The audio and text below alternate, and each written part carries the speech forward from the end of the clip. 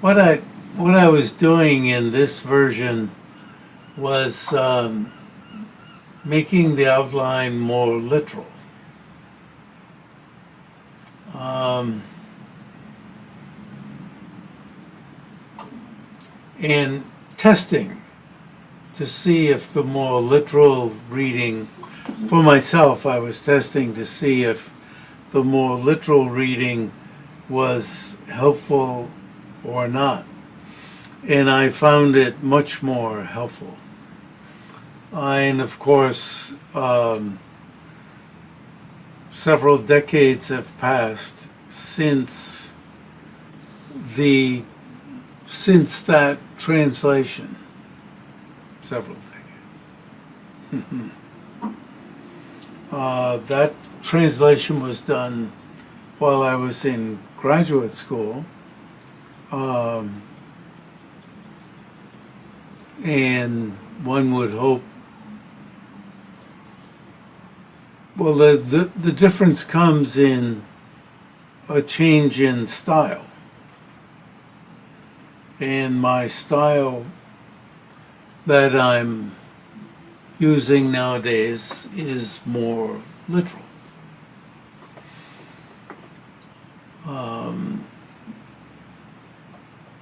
But of course, I don't want to be literal. I don't want to congratulate myself just for being more literal. You know, like, oh, I succeeded in making this literal, but no one can understand it. Yeah. If it's more literal and more understandable, that's really good. And in some places where Tsong-kha-pa said action, I put in going in order to help the reader in the outline.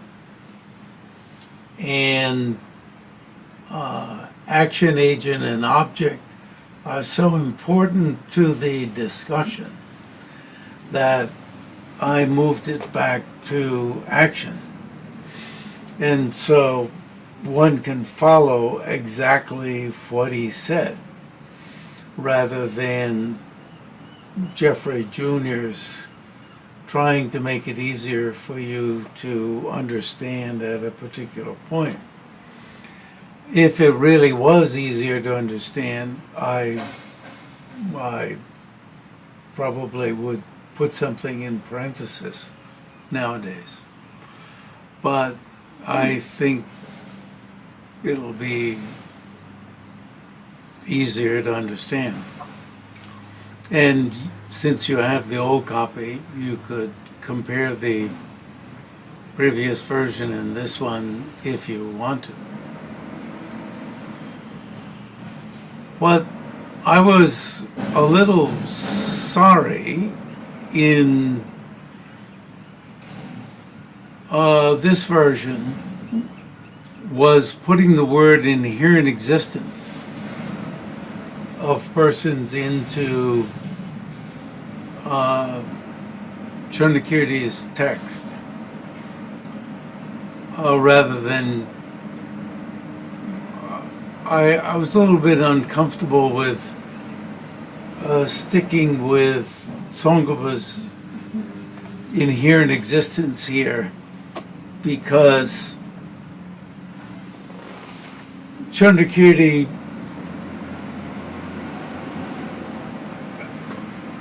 actually doesn't even bring up person, number one, but it's really good that Tsong-kha-pa brings up person.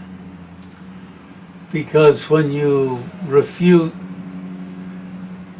the inherent existence of going, goer, and so forth, you are refuting the inherent existence of persons. But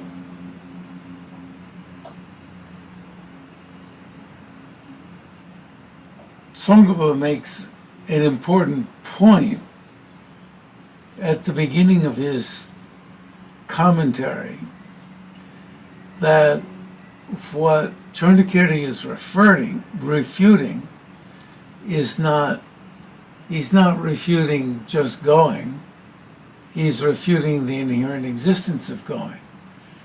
However, Chandrakirti himself doesn't tell you that. He's just plain refuting going. And if when you approach Chandrakirti's chapter, you think, oh well, I'm not refuting just plain old going. I'm refuting some other thing, which is the inherent existence of going, you'll miss the point.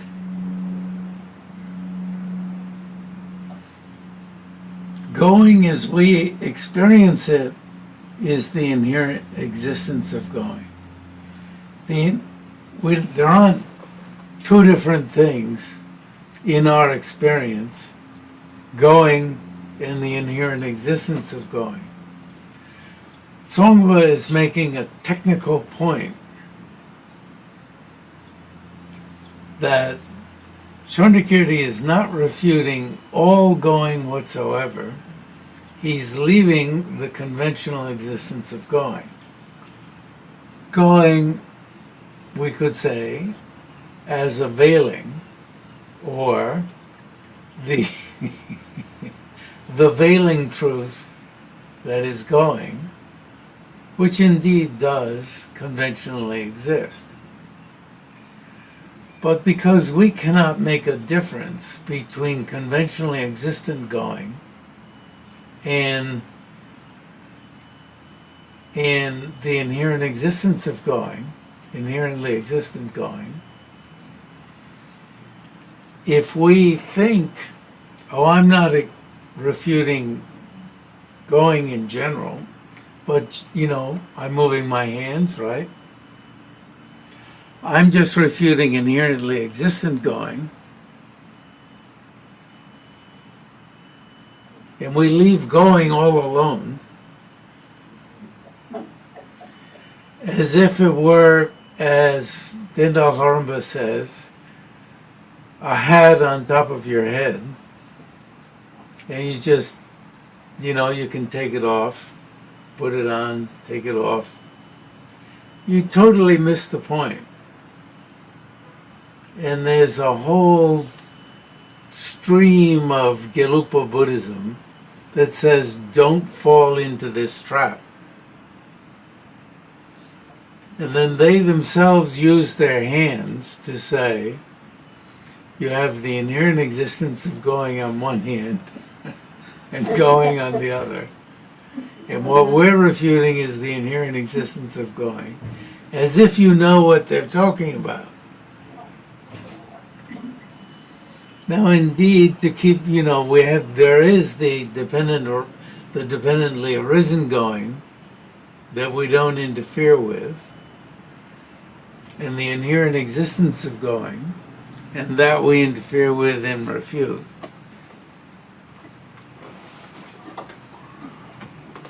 So you see, in this change of the outline that introduces inherent existence right in the beginning, it'd be nice to just cross that out. But anyway, Tsong-kha-pa introduces this point. And as I've said earlier, in his commentary here and there, he teaches us how to posit conventionally existent going. And it can turn into a distraction from searching for going and not finding it. Chandrakirti's text in this chapter does not have that problem. He just bold-facedly goes right into the search for going. And it has great power that way. As I told you previously, one of my friends said, who was a great student of and advocate of Gelugpa philosophy, he said it looks as if it would be best to just go in, in the study of emptiness, to go in and search for the object.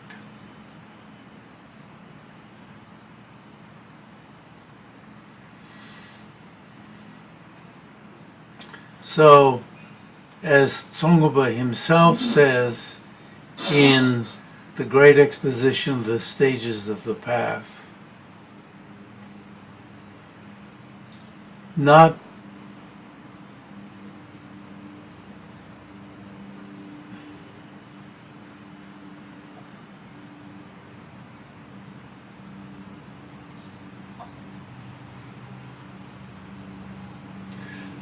finding a pot, that means under analysis, and finding pot as non-existent are different. You see, some people want to say, so Tsong-kha-pa himself says, not finding a pot under analysis. He doesn't say not finding the inherent existence of a pot under analysis. He says not finding a pot under analysis.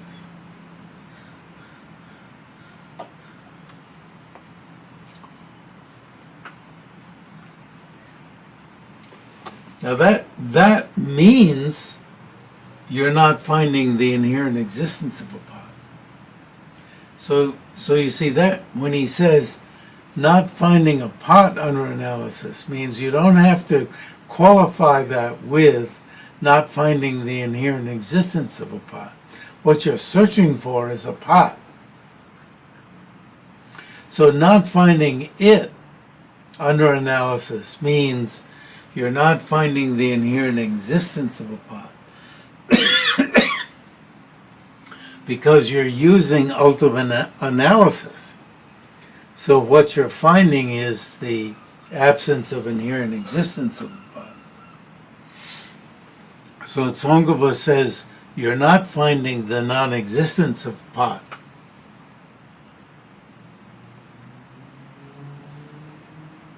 Why? Because you're using ultimate analysis. So it doesn't mean you're finding the utter non-existence of pots. But what are you searching for? You're searching for a pot. Pot. You're searching for going. So you see, some Gelug scholars do say what you're searching for is the inherent existence of the pot. But you don't have to make that qualification. Because when you're searching with ultimate analysis for pot, that means you're searching for the inherent existence of the pot.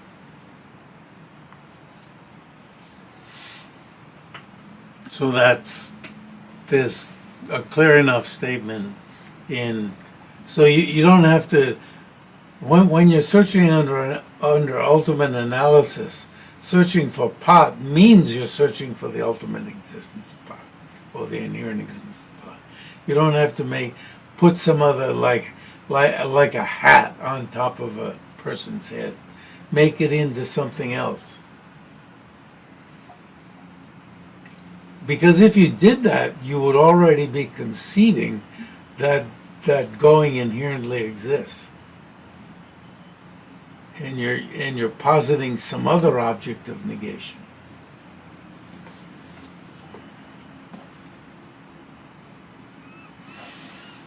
So you see, there are a lot of pitfalls, as His Holiness said when he was sitting at his long table, not his office table, but this long table where he was teaching me the great exposition of the stages of the path in Tantra. There's a lot of buts. You see a lot of seemingly misleading places where you can get the wrong idea.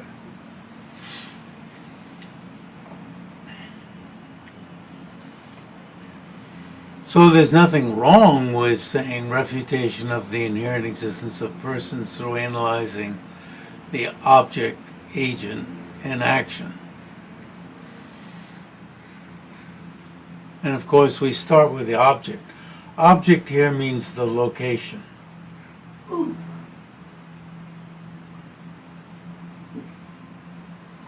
The agent means who's going, a goer or a non-goer. The action, that's interesting. Way later on, when you look at the outline, Tsong-kha-pa's fabulous outline, given that Charnakirti has absolutely no outline. The only outline Charnakirti has is to tell you at the end of the chapter that this was a chapter on going and coming. And I have to admit that it was only when I applied this outline to Charnakirti's chapter that I noticed where the section on action came. And in fact, I had not even made a separate paragraph in Charnakirti's text for when the analysis shifted to action. But now, what I wanted to get into here is the question of how much analysis of action there is during the chapter. You know, there may be a separate section toward the end, but my qualm is there's a whole bunch of analysis of the action, isn't there, earlier on. So I have a qualm that the analysis of the action doesn't just come at the end. My qualm is, and as we go through it, I want to affirm, or is the opposite disaffirm, that that it comes frequently throughout, but we'll see. Now,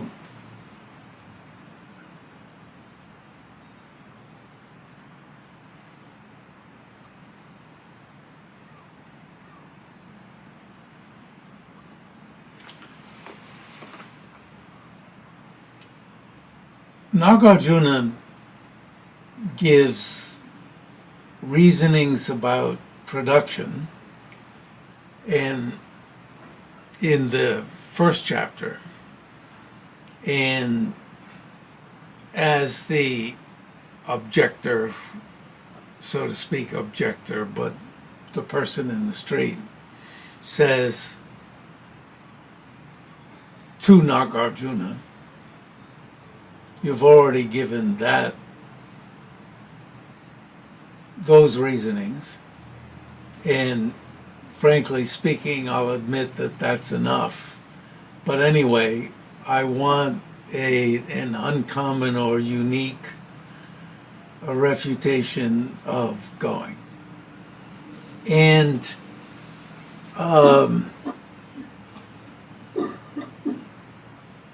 it's really fabulous that Nagarjuna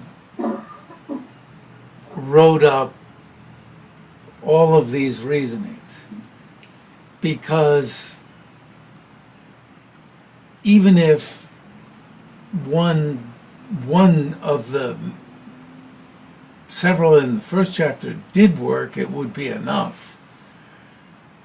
There's an admission that, well, even if it did work some, it may not work enough for us poor folk. And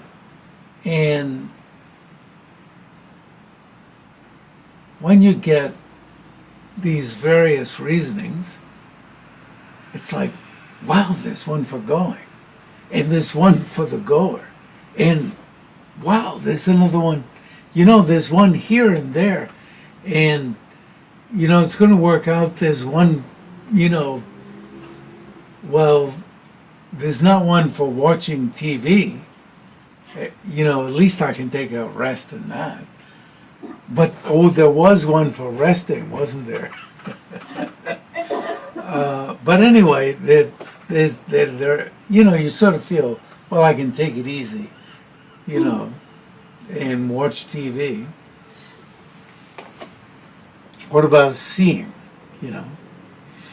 And so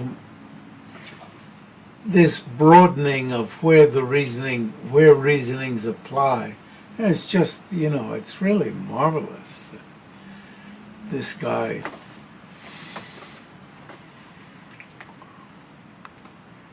Wow.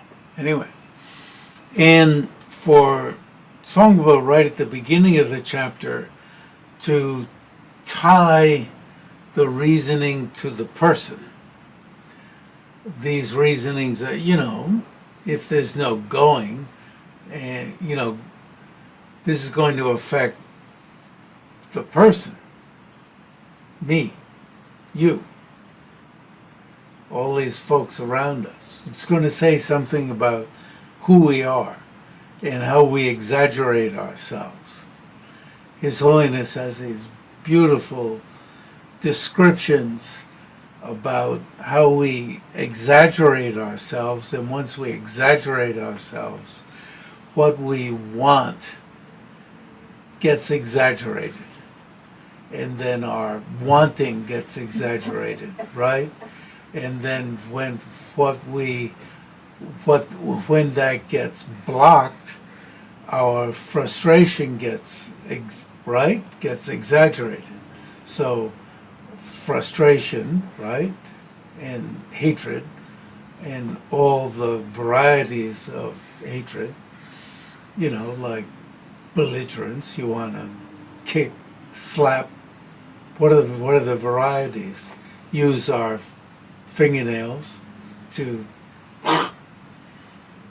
slap fingernails,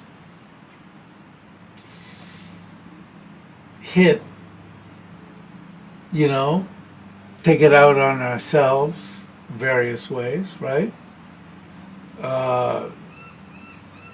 Not eat, consider ourselves small, you know, self-frustration with ourselves, self-hatred, blah, blah, blah.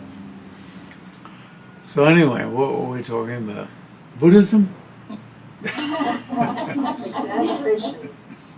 What? Exaggerations. Exaggeration.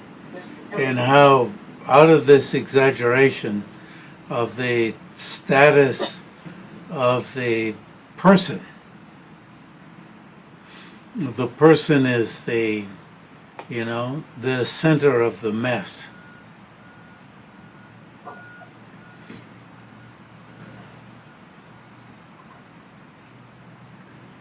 Tsong-kha-pa makes the unusual statement that it's easier to begin with the selflessness of the person because, well, one explanation is that the person is the center of the mess. But then it's said that it's easier to begin with something neutral because something neutral is not the center of the mess. That's why Chandrakirti uses the chariot, or in today's term, the car, because it's not the center of the mess, if you follow me. Yes. So in any case, whatever you use has to be able to apply to the center of the mess.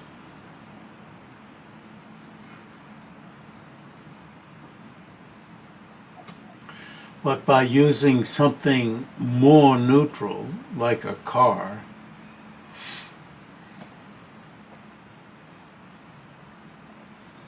in American culture, getting in your car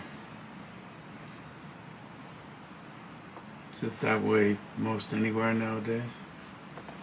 Slovenia? Getting in your car and driving 80 miles an hour. I don't know what it is in clicks. You know. Yes. Yeah. It's hard for me to give it up. When I have to, yeah, still have my 96 Subaru and sitting there in Virginia waiting. You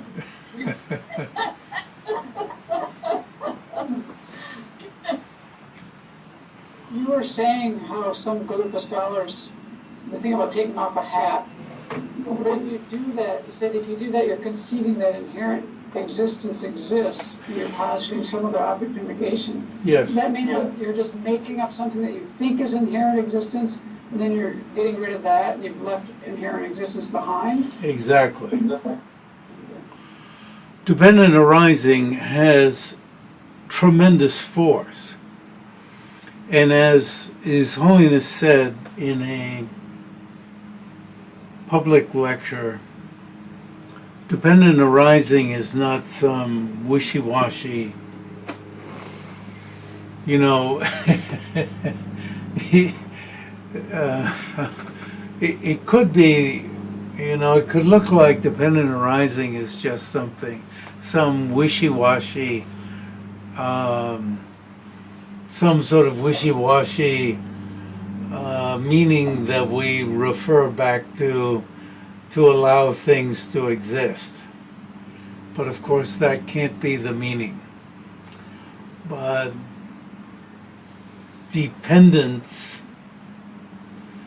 but also you can't turn dependence on causes and conditions, dependence on parts, dependence on in imputing consciousness into being inherently existent. And on the other side, it can't just be some wishy-washy, doesn't really mean anything,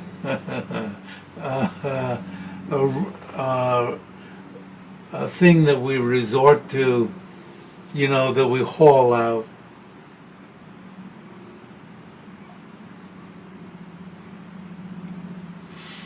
So Nagarjuna begins in his initial stanza, you know, where these 8, he begins with cessation, no production, no coming, no going, no, not one, not different, not same, not different, but not one, not different. And then I guess I have to say, and so forth, when I don't remember. These are all attributes of dependent arisings. And as Tsong-kha-pa points out in his commentary, in the face of a non-dual rational consciousness,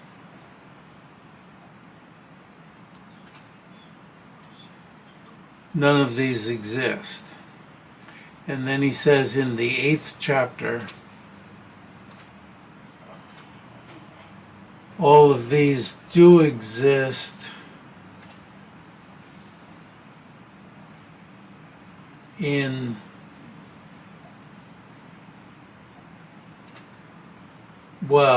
my old translation was interdependently, but it's Derdrup. Derdrup is reliant establishment in reliance. It's one of the synonyms of Dendrup, Derdrup, Tredrup. Jangya has a nice layout of these 3 that are in my book on my last book on my recent book on Tsong-kha-pa's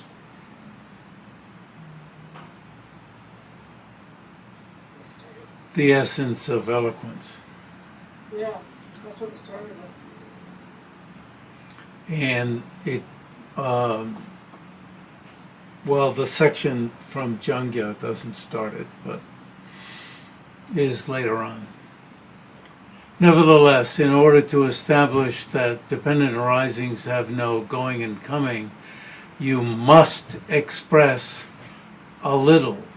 You must briefly express, it could be, but the word is a little. A little other well-known proofs to refute the actions of going and coming. You know, the person's insisting on it. I need them.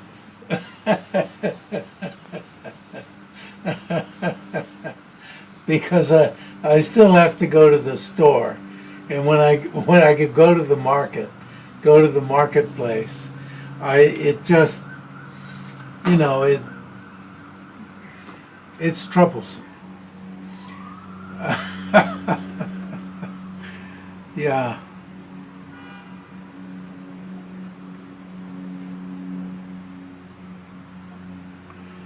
So,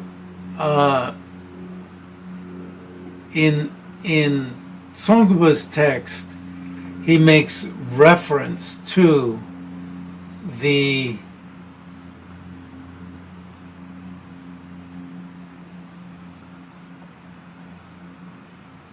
refutation in Nagarjuna's expression of worship, the refutation of these 8 being in the face of non-dual meditative equipoise. And then in the 8th chapter, the statement that these exist are established in reliance, are, you know, interdependently is going a bit too far. In reliance on something. You know, it's fashionable nowadays to say everything exists interdependently on everything else. Well, you know, because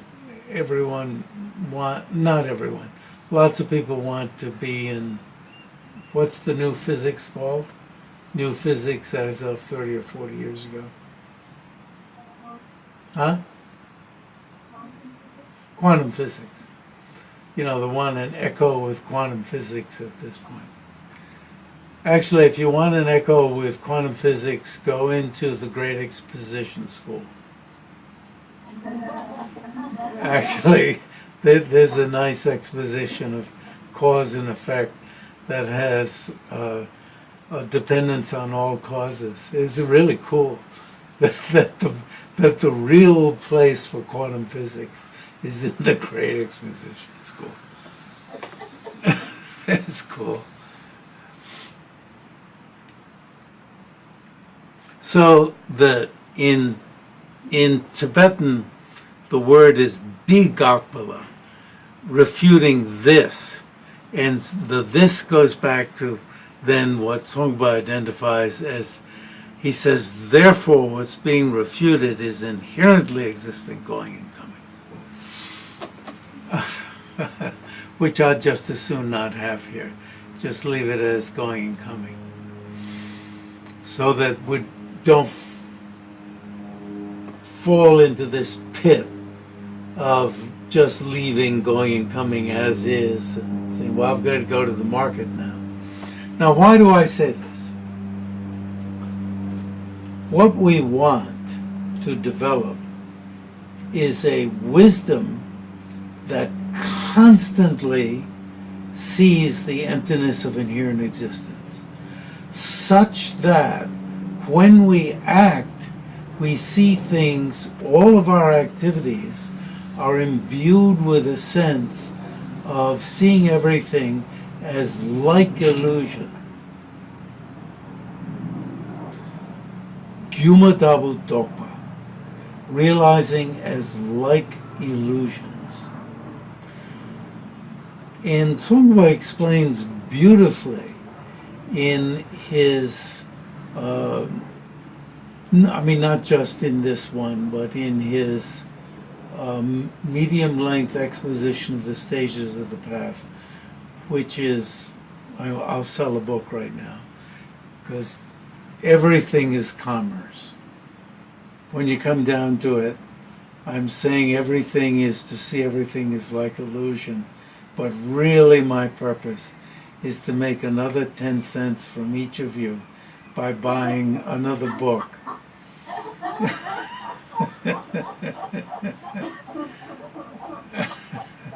There are these guys on the internet who say, I'm not selling anything, and then they flash in front of you some book or something that they sell only from their website, and they're making $10, but I'm making 10 cents. In the final exposition of wisdom, it's called, right? In there, really tremendous, wonderful exposition. That seeing everything is like illusion does not mean, as with the magician's illusion, that it's like illusion in the sense that it doesn't exist but appears to exist.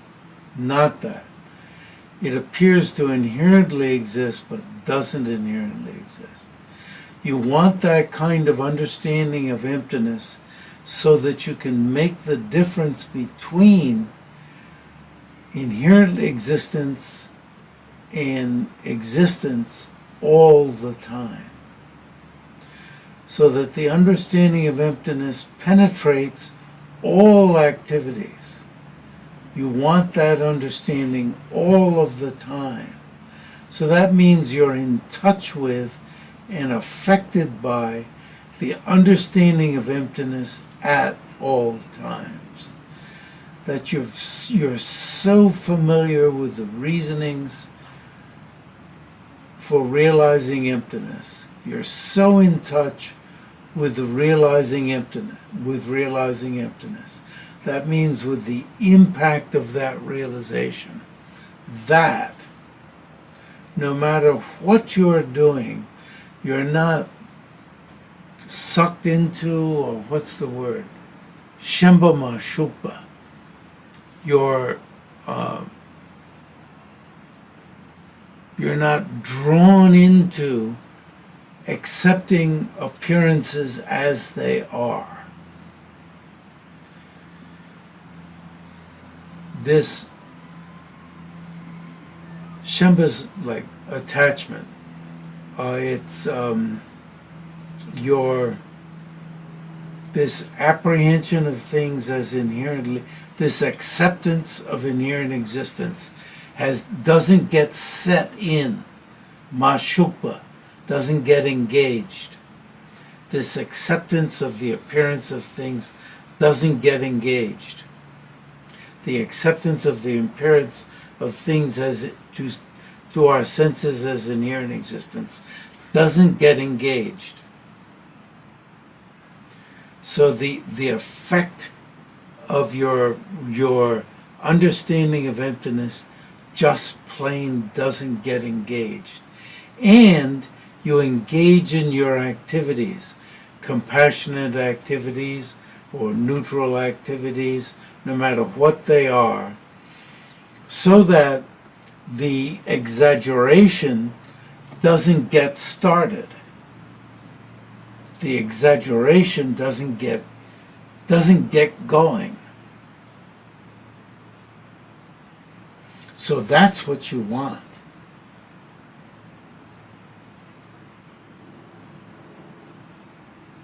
So this realization as like illusion, not as illusion, but as like illusion. Tremendously beautiful section in that text. Tsong-kha-pa's final exposition of wisdom, yes. So,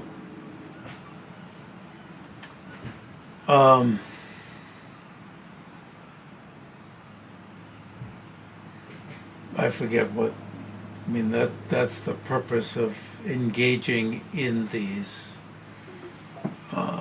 analyses.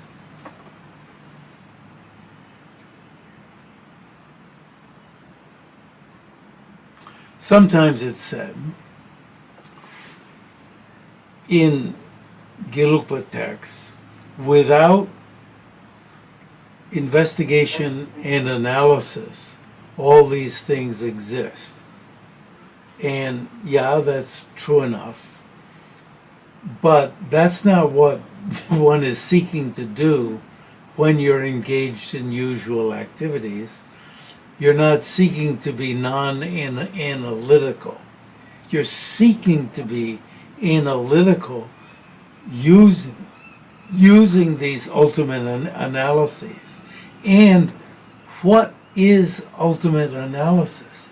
It's just what we're doing. Ultimate analyses, if I may use, or what do you say? Pardon my French. There's this English saying, pardon my French. But it's these simple-ass analyses of, does a goer go or a non-goer go? These are simple-ass, childish analyses. This in the consequence school, this is what constitutes ultimate analysis. Do we go on the not yet going over, or the going over, or the being going over? These are, common. That's how common ultimate analysis is in the consequence school. That's it. So we got a few minutes over today because we must watch our time. I'm joking again. Time is budgeted. Time is money. Now I must go and make money some other way. Can you imagine if people took snippets of these talks and said, "This is what these people are really up to." So we'll dedicate these snippets to the welfare of all sentient beings.